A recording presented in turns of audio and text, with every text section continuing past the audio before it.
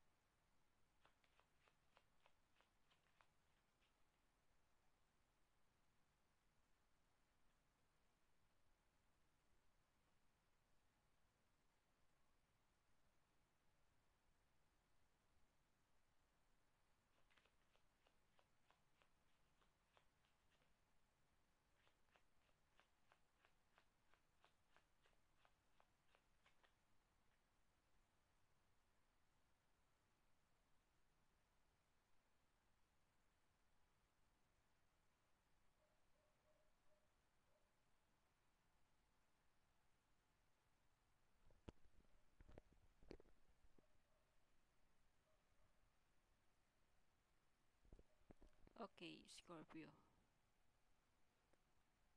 May energy dito na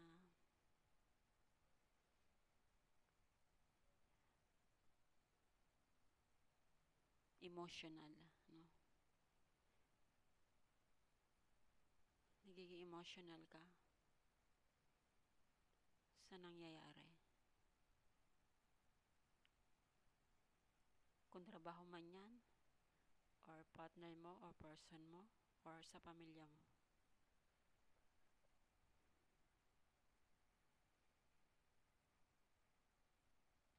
Pero malakas ang loob ninyo Scorpio. Matapang kayo Kahit nararamdaman nyo sa sarili ninyo na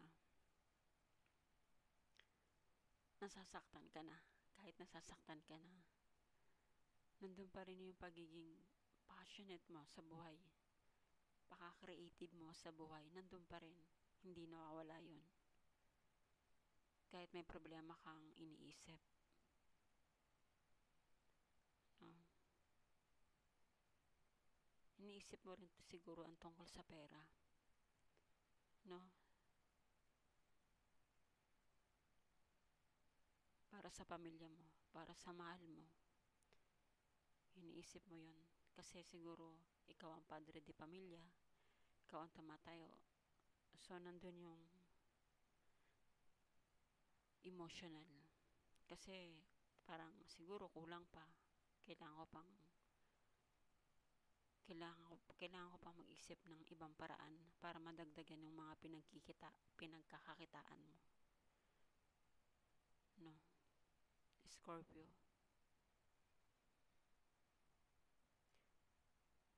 Nag-iisip ka dito tungkol sa pera, pero paano mo magagawa yon kung hindi sapat yung sahod mo?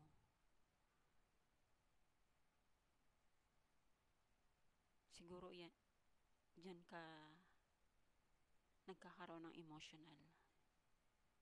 Pero nandun yung tapang nandun pa rin yung tapang mo sa sarili mo na kailangan kong lumaban, kailangan kong tumayo, kailangan hindi ko pairalin sa sarili ko ang pagiging hindi papasok sa buhay ko ang mga problema. Kailangan maging matapang ako. So, meron kang ganun energy. Kahit may emotional ka, binabalanse mo pa rin. No? Kasi may umaasa sa'yo. May mga umaasa sa'yo. So, ano pa message sa inyo mga Scorpio?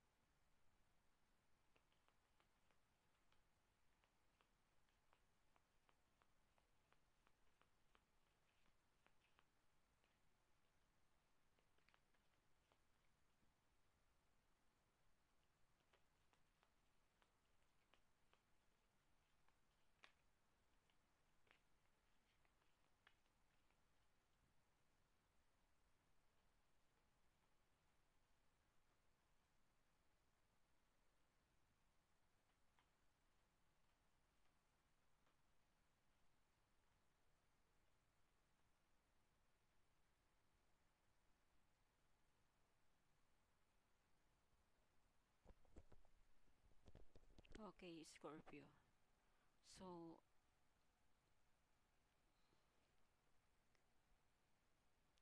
something very good is about to happen. So, don't worry, Scorpio, no? Kung nakakaramdam ka sa sarili mo na parang mabigat yung nararamdaman mo, hindi mo alam kung paano mo yung magagampanan yung mga pangailangan na umaasa sa'yo. So, huwag kang mag-alala, may darating din na sorpresa sa'yo, no? Magiging masaya ka dito. Something very good is about to happen. Don't worry. Ipaubaya mo sa taas. Ipaubaya mo kay God. Yung mga nararamdaman mong bigat yan sa kalooban mo. No? And practice. The best way to be good is skills is to practice, practice, practice until you get it right. No? So,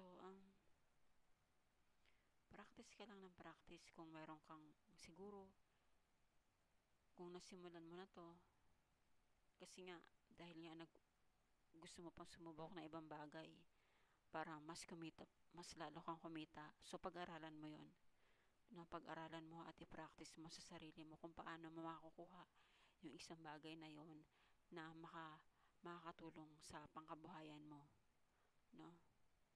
Scorpio. At lagi kang magpasalamat. Lagi kang magpasalamat. Maliit man yan o malaki na dumarating sa'yo, magpasalamat ka pa rin kay God, kay universe kasi kahit papano may dumarating, hindi ka pa rin dito nawawalan, no? So,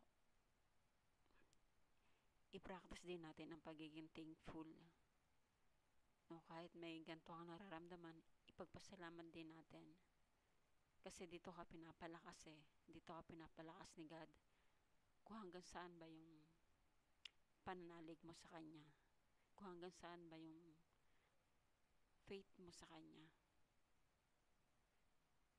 No, Scorpio? Kasi sa nakikita ko, mahal na mahal mo rin ang pamilya mo. Mahal na mahal mo yung person mo. Kasi at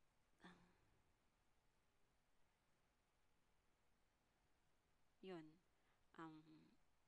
iwasan mo ang pagiging laging emotional, no?